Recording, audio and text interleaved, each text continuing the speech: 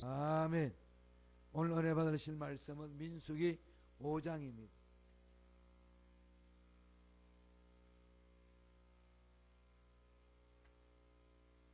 민수기 5장 1절에서 4절 말씀입니다. 민수기 5장 1절에서 4절까지의 말씀을 다같이 한 목소리로 합독하시겠습니다. 야훼께서 모세에게 말씀하여 이르시되 이스라엘 자손에게 명령하여 모든 나병한 자와 유출증이 있는 자와 죽음으로 부정하게 된 자를 다 진영 밖으로 내보내되 남녀를 막론하고 다 진영 밖으로 내보내어 그들이 진영을 더럽히게 하지 말라. 내가 그 진영 가운데에 거하느니라 하시매 이스라엘 자손이 그같이 행하여 그들을 진영 밖으로 내보내셨으니 곧 야훼께서 모세에게 이르신 대로 이스라엘 자손이 행하였더라. 아멘. 이 말씀으로 하나님의 임재를 체험하려면 하나님의 임재를 체험하는 것에 대해서 은혜의 말씀을 나누겠습니다. 이스라엘 백성들이 애굽에서 나와서 가나안 땅으로 가면서 광야에서 40년간 보냈습니다.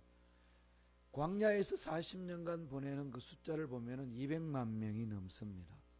상상 한번 해보세요. 물도 없고 먹을 양식도 없고 상점도 없고 그런 상황 속에 200만 명이 넘는 사람들이 40년간 헤맵니다. 어떻게 살아갈 수 있을까요? 도저히 살아갈 수 없지 않겠습니까? 그런데도 그들은 40년간 살아냈습니다. 힘들고 어려웠지만은 40년간 살았어요. 그렇게 살 수 있었던 것은 무엇 때문에 그렇죠? 살아계신 하나님이 함께 하셨기 때문에. 살아계신 하나님이 임재했기 때문에 그런 거죠. 이 사실은 우리 인생도 마찬가지입니다. 광야 같은 인생길. 힘들고 어렵잖아요. 생각지 않게 문제들이 일어나고 문제 하나 해결해 놨다 싶으면은 다른 문제가 와서 괴롭히고 이게 뭐 계속해서 이렇게 일어나고 또 몸부림치고 그런 인생길입니다. 그런 중에서 가장 중요한 게 뭘까요? 다 살펴보면은 하나님께서 우리와 함께 하셨다는 것. 그 상황 속에서도 이렇게 살 수 있었던 것은 하나님이 우리와 함께 하셨구나. 하나님 함께 하셨기 때문에 살 수 있었구나. 그때 역시 하나님 우리와 함께 해주셔서 이런 고백을 하는 거 아니겠습니까? 하나님 임재죠. 문제가 아니라 하나님이 임재가 있는 곳에는 문제도 사라지고 마귀도 쫓겨나가고 이 하나님이 대적하는 모든 요소들이 다 벗어지고 뚫리는 현상이 일어납니다. 거기에 대해서는 하나님 임재가 있기 때문에 그런 거죠. 오늘 본문에서 그것을 가르쳐 줍니다. 하나님이 우리와 함께 하셨기 때문에 우리는 광야 같은 인생길에 승리하셨다는 것을 말씀하고 있는 거죠. 그럼 하나님의 그 임재를 체험하려면 어떻게 해야 되느냐? 이 부분을 말씀하고 있습니다. 하나님의 임재에 대해서 필수 조건이 있는 거죠. 한마디로 말하면 뭘까요? 너무나도 잘 알고 너무나도 단순하게 만들어 놓은 거죠. 죄를 버리고 거룩해지는 겁니다. 다른 거 없어요. 죄를 버리고 거룩해지면 거기는 그 거룩함 속에서 성령을 사모하는 자에게는 성령이 강하게 임재한다는 겁니다. 인위적으로 힘을 할 수 있는 거 아니에요. 성령의 역동적인 역사죠. 그래서 오늘은 하나님의 임재를 체험하려면 어떻게 해야 되느냐? 3가지 죄를 청산하라고 명령합니다. 인생길 답답하고 사업길 답답하고 직장생활 답답하고 가정과 자녀들 앞날에 답답함이 있을 때에 하나님 명령합니다. 임재를 체험해라. 내가 너와 함께 하겠다는 걸 체험하라는 겁니다. 그걸 체험하기 위해서는 너희들 속에 있는 이 죄악, 이 3가지는 제거해라. 강력하게 지금 말씀하고 있습니다. 첫째로는 불결한 죄를 청산하라고 말합니다. 이 불결한 죄가 있는 속에서는 하나님 함께 할 수 없다는 얘기입니다. 이 본문에서 좀 벗어났습니다마는 이스라엘 백성들이 가나안 땅을 들어가 가지고 그 가나안 땅을 점령해 나갈 때에 놀란 사건들 체험하잖아요. 그중에 여호수아를 통해서 정말 난공불락인 성을 함락하는 사건이 있습니다. 무슨 성이죠? 여리고성, 그죠? 여리고성이잖아요. 여리고성을 점령해 나갈 때에 어떻게 했나요? 무기 하나 가진 거 없습니다. 여리고성을 점령해 나가는 이스라엘 백성들이 가지고 있는 무기는 딱 한 가지였어요. 뭐죠? 하나님 말씀에 순종하는 것. 막 도저히 있을 수 없는 겁니다.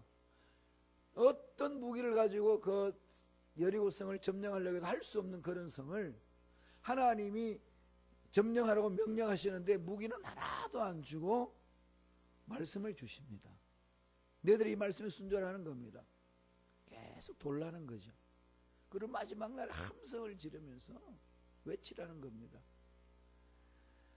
6바퀴를 아니 6일 동안 도는 아무 일어나지 않았습니다. 그때 여리고성에 있는 사람 군사들이 얼마나 조롱했겠습니까? 그럼에도 불구하고 끊임없이 믿음으로 인내하며 돌았습니다. 외쳤습니다. 한순간에 와르르 무너졌습니다. 놀란 기적을 체험한 거죠.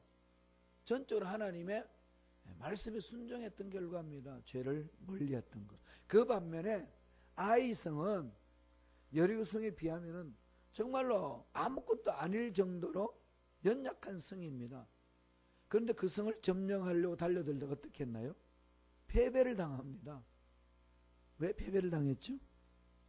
왜 죄를 그대로 품고 있었기 때문에. 죄를 품고 영적 전쟁을 치른다는 것은 어떠한 무장을 했다 할지라도 어떠한 신무기를 무장했다 할지라도 그 자리에 패배한다는 것을 가르쳐 줍니다. 여기서 하나님 우리에게 주시는 교훈이 뭘까요? 하나님은 전능하십니다. 전능하신 하나님을 만나는 것은 인위적인 방법이 필요 없다는 거죠. 죄악을 멀리하면 됩니다. 철저히 죄악을 멀리하면서 쫓아버리라는 거죠. 그래서 오늘 이스라엘 백성들에게 거룩해지라는 겁니다. 죄를 버리라는 거죠. 그것을 실질적인 죄악에 대해서 설명을 합니다. 병에 대해서. 민수기 5장 2절 3절입니다.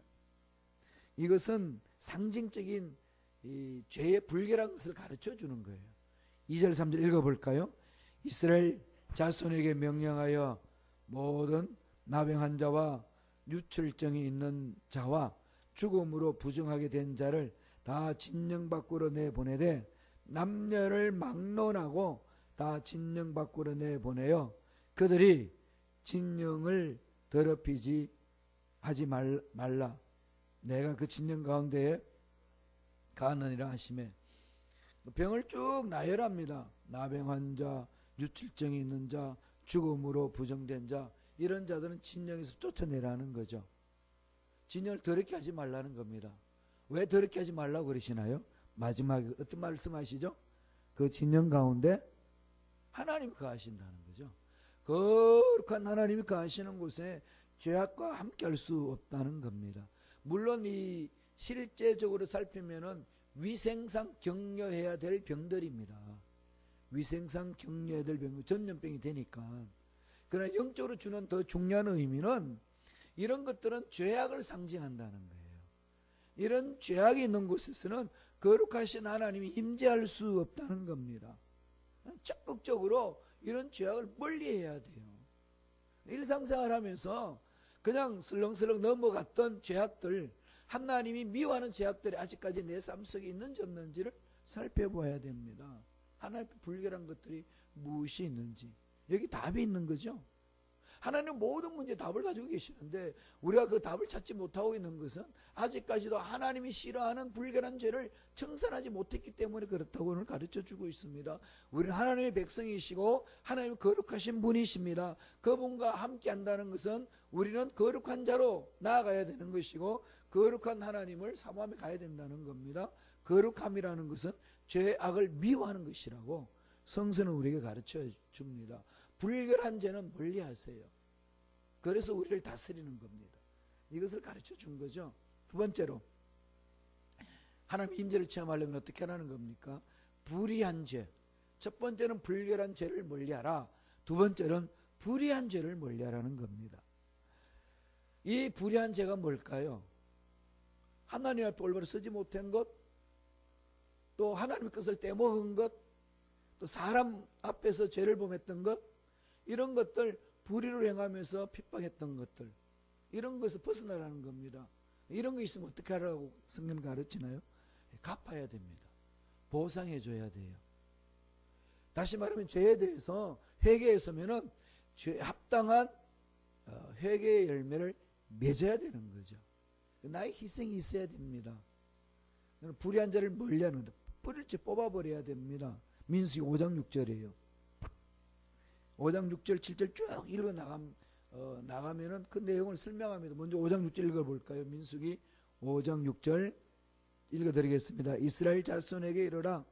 남자나 여자나 사람들이 범하는 죄를 범하여 야훼께 거역함으로 죄를 지었으면은, 자손에게 이르는데 남자나 여자나 사람들이 범하는 죄를 범하여, 사람들이 범하는 죄인데 야훼께 거역함으로 죄를 비웠으면, 죄라는 것은, 사람들이 범하는 죄라는 것은 사람들에 대하여 범하는 죄, 사람들에게 죄를 범한다는 것. 즉 사람들에게 해를 가하게 한다든지, 다음에 재산을 축내게 한다든지, 이걸 말합니다. 그렇게 함으로써 야훼께 죄를 범했다면은, 사람들에게 손해를 입혔고 그렇게 함으로써 하나님 뜻을 이루지 못하게 죄를 범했으면 먼저 하나님께 자복하고 그 다음에 그 죄에 대해서 합당한 열매를 맺고 그 다음에 사람들에게 배상을 해주라.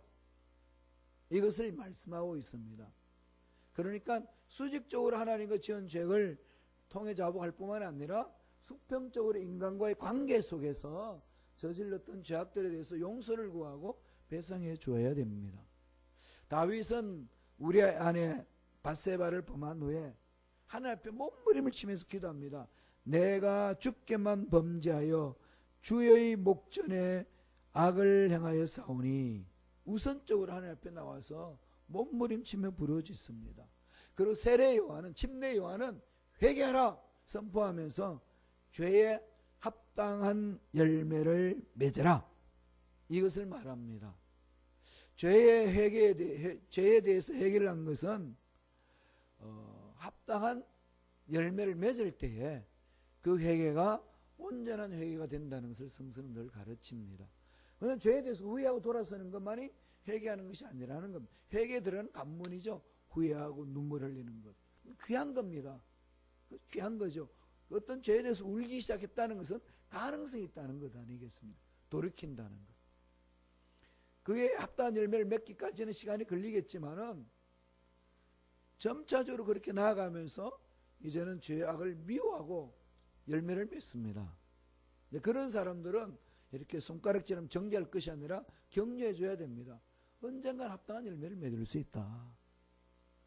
그래서 회개는 돌이키고 눈물 흘리고 그러면서 실제적인 행동 속에 합당한 열매를 맺어 나가는 거죠. 그렇게 하면서 불의한 죄를 근절시키는 겁니다. 5장 7절 보세요. 민수기 5장 7절 말씀을 통해서 볼까요? 성경을 읽어봅니다. 그 지은 죄를 자복하고 그 죄값을 온전히 갚되 5분의 1을 더하여 그가 죄 지었던 그 사람에게 돌려줄 것이요. 죄값을 갚는데 5분의 1을 더합니다. 20%를 더해주는 거죠. 그래서 100불치 내가, 예를 들자면 100불치 내가 손해를 입어서 100불만 갚는 게 아니라 거기에서 20불을 더 얹어서 자기 잘못한 것에 대해서 배상해 주라는 겁니다. 그러지 않으면 불의한 죄악 가운데 있다는 거죠. 그리스도인들이 이렇게 살아내면 어떻게 될까요? 그 사람의 삶에도 신뢰하지 않겠습니까? 그 선한 영향을 끼칠 수가 있는 거죠. 만약에 배상받을 사람이 없으면은 면제되지 않았습니다. 어디로 갈까요? 제사장한테 가는 거죠. 오늘 말하면 교회 공동체에 와서 그 일을 하나님 앞에 드리고 용서를 구하라는 겁니다. 5장 8절 이렇게 말합니다.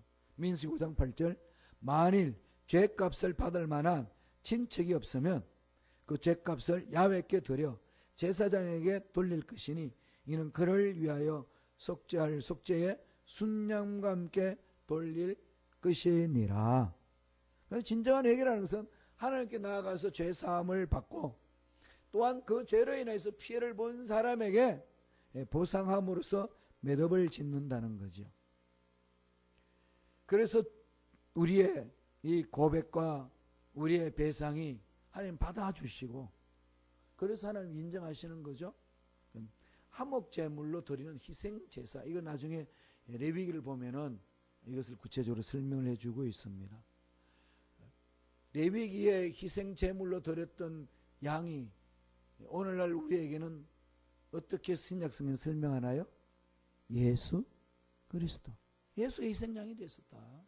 예수님이 그렇게 그 모든 죄를 다 짊어지시고 하나님 앞에 다 올려드렸다. 그래서 우리들은 속죄함을 받아서 온전히 해결됐다. 그러므로 그런 은혜를 체험한 저와 여러분의 삶은 죄를 자복하고 갚아주라는 겁니다. 수직적인 관계와 수평적인 이 관계를 늘 하나님은 조화를 이루어서 하라고 말씀하고 있습니다. 그런데 수직적인 관계와 수평적인 관계의 조화가 안 되기 때문에 공동체에 늘 문제가 일어나고 하나님의 임재를 체험하지 못한다는 거예요. 이걸 늘 우리 속에 생각하면서 관계를 맺어가야 됩니다. 그럴 때 임재가 임한다는 거죠. 이 하나님의 임재가 임하면 기적이 나는 것 아니겠습니까? 생각해 보세요. 우주 만물을 창조하신 전능자 하나님이 나와 함께 하신다. 임재하신다. 이게 우리를 살려내는 것 아니겠습니까? 아프리카에 선교사의 아버지라는 분이 있습니다. 영국 사람인데요. 리빙스톤. 잘 아시죠? 리빙스톤은요, 어릴 때에 하나님 앞에 드리기로 작정을 했습니다. 내 몸 다 드립니다. 그런데 초등학교 시절 때에 예배 드리다가 헌금을 하는 그 시간이 왔을 때 이 일명 이 바구니 있잖아요. 이렇게 바구니 이렇게 돼 있는데 그 바구니를 막 돌리는데 리빙스톤은 거기에다가 발을 집어넣었어요. 그랬더니 헌금위원이 이놈 자식 버릇없이 하나님이 예물을 드린 것에 네가 발을 집어넣냐 그랬더니 제 몸을 여기 헌금합니다. 제 몸을 여기 드리겠습니다. 그래서 아프리카가 선교를 하는데요. 그 밀림 지역에서 위대한 선교를 감당합니다. 그래서 팔 한쪽은 사자한테 물에 뜯겨가지고 그냥 완전히 죽은 팔이 되었어요. 그래서 이제 은퇴했을 때에 웨스트민스터 상원에 가서 그 많은 사람들이 그 채플에 모였을 때에 설교를 하고 하나님의 은혜에 간증을 했습니다. 끝나고 났더니 젊은 청년이 질문을 합니다. 선교사님, 우리가 보기에는 정말 몰골이 그냥 흉측스러운데 그 팔이 그냥 그 사자한테 물어 뜯기까지 하면서 어떻게 그렇게 선교 사역을 감당할 수 있었습니까? 비결이 뭡니까? 그 비결을 묻는 그 젊은 이에게 리빙스톤은 이렇게 말합니다. 마태복음 28장 20절에 주님이 우리에게 말씀하셨습니다. 볼지어다 내가 세상 끝날까지 너희와 항상 함께 있으리라. 우주 만물을 창조하신 주님, 십자가 위에서 나의 모든 죄를 청산하시고 나와 함께 하시겠다고 약속하신 주님, 능력의 주님이 함께 하시면 저는 절대적으로 믿고 살았습니다. 정갈이 와서 쏘고 사자가 와서 물어뜯고 이런 험악한 일들을 많이 경험했지만 그럼에도 불구하고 묵묵히 갈 수 있었던 것은 그때마다 내 마음속에서 꿈틀거리는 것은 전능하신 하나님이 함께 하신다. 이걸 가지고 갔다는 겁니다. 그렇지 않습니까? 전능하신 하나님이 나와 함께 하신다면 그 임재를 체험한다면 열악한 상황 속에서는 당당할 수가 있습니다. 불의한 죄를 뽑아버리라고 그렇게 말합니다. 그리고 갚아주라는 겁니다. 세 번째 마지막으로 어떤 죄에서 벗어나라고 합니까? 의심하는 죄에서 벗어나라는 겁니다. 의심하는 죄. 오늘 이 본문 보면은요, 좀 우리 여성 동지들은 되게 이게 손해를 보는 말 같은 겁니다. 남편이 아내의 외도를 의심하는 경우를 다루고 있습니다. 말씀을 한번 보죠. 민수기 5장 13절과 14절에 있습니다. 다 같이 한 목소리 읽겠습니다. 한 남자가 여자와 동침하였으나 그의 남편의 눈에 숨겨 드러나지 아니하였고 그 여자의 더러워진 일에 증인도 없고 그가 잡히지도 아니하였어도 그 남편이 의심이 생겨 그 아내를 의심하였는데 그의 아내가 더럽혀졌거나 또는 그 남편이 의심이 생겨 그 아내를 의심하였으나 그 아내가 더럽히지 아니하였던지 이러면서 쭉 풀어나갑니다. 아내가 외도를 저질렀는데 의심하는 남편에 대해서 어떻게 이 아내를 해결할 것이냐, 이 문제입니다. 그럼 여성들이 이 말씀을 읽을 때마다 왜 예를 들어서 꼭 아내가 외도하는 걸 예를 들었냐고. 근데 이거는요, 그 당시의 문화를 생각하면은요, 어마어마한 여성 권리를 존중해 주는 겁니다. 이방 문화는요, 이런 의심이 들면은요, 물어보지도 않고 아내를 처단해 버렸습니다. 그런데 지금 모세의 법은 그걸 지금 뒤집는 것 아니겠습니까? 아내가 이렇게 불륜을 저지른 것을 남편 의심하는 것은 뭐죠? 그건 당연한 거죠. 그건 의처증이 아닙니다. 어떤 게 의처증이죠? 예. 이게 죄를 지었는지 안 지었는지 이게 지 혼자서 상상하는 거. 그게 의처증이고 반대로 의부증이잖아요. 이런 정신병입니다. 그러니까 이게 의심들기 시작하게 되면 관계가 다 깨어지는 거죠. 자, 여기서 오늘 말하는데 정말로 부인이 불륜을 저질렀어, 아내가. 그럼 이랬을 때 남편이 돌을 가지고 쳐주게 되느냐? 아니면은 어떻게 해야 되느냐? 이 부분을 이야기를 합니다. 그러면은 아내를 데리고 제사장에 갑니다. 제사장은 그 여인에게 머리를 풀라고 그럽니다. 그 절차예요. 머리를 풀어요. 산만합니다. 그 제사장은 여인에게 맹세를 시킵니다. 죄 지었다 안 지었다. 그러니까 선서를 하는 거죠. 그리고 쓴물을 마시게 합니다. 쓴물을 마셨는데 죄를 범했다면 쓴물을 마시는 순간 그 여인은 죽습니다. 그러나 무죄라면 살아납니다. 그럼 이건 뭘까요? 비록 쓴물을 먹는 순간이 있단다 할지라도 여인의 의심받는 걸 완전히 그렇지 않다는 것을 보호해 주는 거죠. 하나님이 보호해 주시는 방법입니다. 여자들에게 불리한 법이 아니라 여자를 보호하는 하나님의 은혜라는 겁니다. 그래서 자기 아내에 대해서 의심이 난다고 무조건 남자들이 벌을 가할 수 있도록 내버려 두지 않았습니다. 보호해 주는 거죠. 정말로 정확한 죄가 있는지 없는지를 살피라는 겁니다. 그런데 인간들은 알 수 없잖아요. 알 수 없으니까 누구한테 맡기죠? 하나님께 맡기는 겁니다. 이건 우리 신앙생활 해나갈 때 가장 중요한 원칙이에요. 어떤 죄악을 범했을 때 우리가 의심하면서 달려들지 말고 그 사람 말을 믿어주고 하나님께 구하라는 겁니다. 하나님께 올려드리는 거죠. 이러므로써 교회 공동체의 죄악을 씻어버리고 형제를 살려내는 길입니다. 이렇게 의심하는 죄를 단절시키라는 거죠. 하나님께 맡겨주는 겁니다. 그런데 하나님이 만지는 그 손길은 무시무시한 것 아니겠습니까? 21세기를 살고 있는 저와 여러분 어떤 삶일까요? 사실 하나님 앞에 올바로 신실치 못하잖아요. 죄를 범하는 게 얼마나 많습니까? 사실 말씀대로 살겠다고 몸부림치지만은 완벽하게 말씀대로 순종하며 살아내는 사람이 누가 있을까요? 정말로 어렵습니다. 목사님들끼리 모여가지고 책을 읽고 독서 토론 모임을 가지면은요, 모두 다 이 하나님의 말씀에 비춰서 고백하는 말이 있습니다. 늘 하나님의 기준에 함량미달이라는 거죠. 늘 하나님 기준에 함량미달이고 몸부림친다고 치지만은 연약한지라 하나님 말씀대로 살지 못하고 죄를 범할 때가 너무 많다는 겁니다. 무슨 죄를 지을까요? 상상할 필요는 없어요. 상상하면 그 은혜가 안 되니까. 우리들은 해야 될 일은 뭐겠습니까? 하나님께 맡기는 거예요. 하나님께 맡기면은 하나님이 만져주시는 겁니다. 이 모든 죄악을 그래서 예수님은 십자가에서 이 선잔을 마시고 우리에게 자유를 주셨습니다. 그러므로 저와 여러분은 우리의 죄악을 다 짊어지시고 선잔을 마신 거죠. 마시고 십자가에 돌아가심으로 우리 죄를 다 청산해 주셨기 때문에 우리는 늘 외칠 수 있습니다. 야훼께서 나의 목자가 되시니 내게 부족함이 없느니라. 내 잔이 넘치나이다.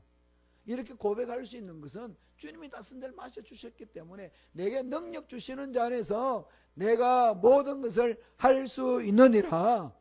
그렇게 고백할 수 있는 것은 주님의 선잔을 다 맛있게 주셨기 때문에 십자가 위에서 다 이뤘다고 선포해 주셨기 때문에 우리 그것을 믿고 나아가기 때문에 우리들은 담대하게 문제 앞에서 절망 속에서 희망을 외치며 나아갈 수가 있습니다.